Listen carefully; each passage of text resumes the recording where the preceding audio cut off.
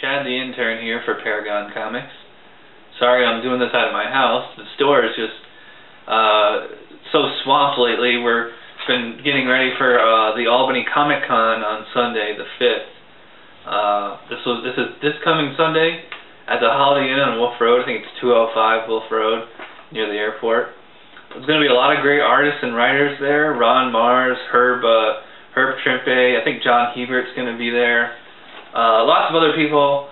If you want to see the whole list, go to their webpage. It's myspace.com/comicbookshow. 10 to 4 on Sunday, $3 to get in. And there's going to be a Magic the Gathering tournament. So this will be the third one in less than a year. And the last two were great, and this one's going to be great. And so Don and I will be there. We'll have our own booth, so come say hi. We'd love to meet you. And maybe we'll make a video or something. But anyways, I wanted to just kind of give a quick rundown on what's going on with the Batman books, because the whole R.I.P. thing really shook all the books up. And I think Batman and Detective Comics are on hiatus right now. They're not canceled. Robin and Nightwing were actually canceled. Catwoman was canceled a few months ago. I think Birds of Prey is canceled. So, but yet there's still a plethora of Batman books to choose from. So I just wanted to kind of give you a rundown. This is Batman Cacophony number 3. This is the conclusion of a 3-part miniseries by Kevin Smith and Walt Flanagan. And this has nothing to do with the regular ongoing stories. This is a totally self-contained, non-canon book, and it was really great. And hopefully Don and I will review that when the trade comes out. Batman Confidential is still ongoing monthly, and it hasn't been affected by Batman R.I.P. because it doesn't take place in the same continuity as all the other ones. This is a pretty interesting story of Batman has to team up with the Riddler to catch a Pharaoh impersonator guy. You know, I think that was the second of 3 or 4. You know, it's pretty good. Wonder to see where that's going. This is the Outsiders number 16.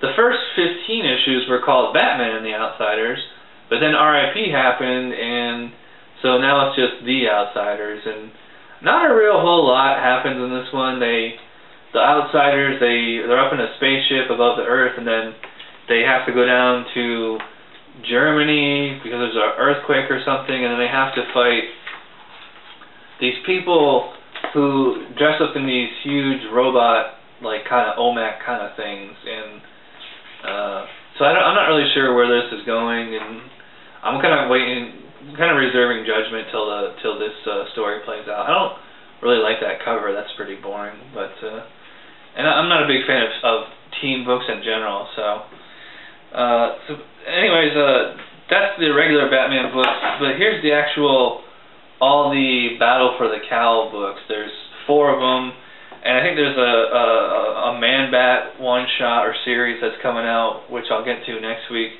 But this is what I have so far. These 3 are mini-series with the Commissioner Gordon being a one-shot.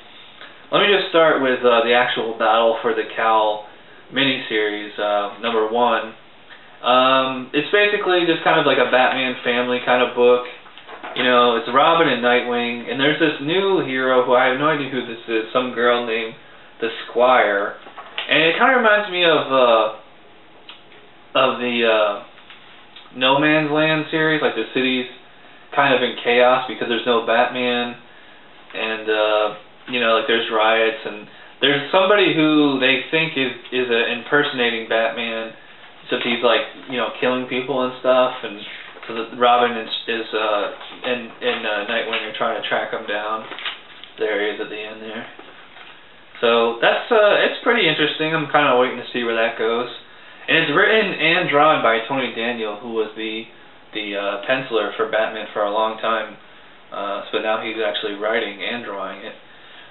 Next we got Oracle the Cure. This is a kind of a weird series. This is what cracks me up about comics, is like even a girl in the wheelchair, they'll draw her in the shower and stuff like that. Come on, guys. And it cracks me up, like they try to make Oracle seem like such a badass, like they show her training and all that stuff. She's in this particular issue, she's going up against this villain called the Calculator, and it takes place, like, she has this other friend who has to meet him in a MMORPG kind of world, and this weird thing. That's why it's called The Cure, because it's about something called like the anti-life something or something. I don't know. I'm kind of curious to see where this is going. I mean, so far it's decent. Next up, we got the Azrael.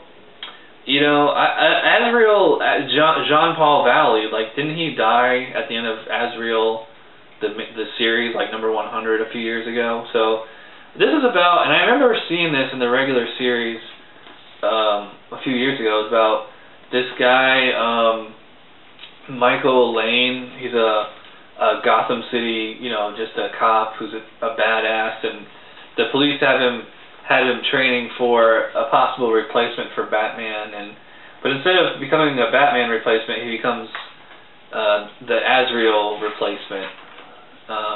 This whole book's really interesting because it's if you can see that it's not drawn, it's water painted. So it's really interesting to look at, and it's kind of hard to judge it because I kind of want to see where this is going. So you know, so far so good. And then we have this one shot here. It's called Commissioner Gordon. You know, just Commissioner Gordon, Battle for the Cowl. I thought this was kind of a little redundant. It's about, you know, it opens with Commissioner Gordon. He's prisoner of Dr. Freeze, and then like most of the book is a flashback to how he got in that situation, and then, you know, Commissioner Gordon just kind of breaks out and fights Freeze, and then it turns out there's a whole bunch of dead bodies in the park or something like that, and I think it's whoever it was in this book that is impersonating Batman. So none of these, it doesn't matter what order you read them in. And there's a Man-Bat, I think it's a one-shot or a miniseries coming out next week, or it might already be out. So you know, none of these they're pretty no risk reads. You know, they're only $2-3 each, and they're only 3-parters each. So, you know, if you're a Batman fan or just a DC Universe fan, you might want to check them out.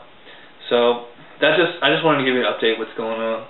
So that does it. So anyways, remember, check us out at the Albany Comic Con on Sunday, and we hope to see you there. So thanks for watching, and we'll see you next time.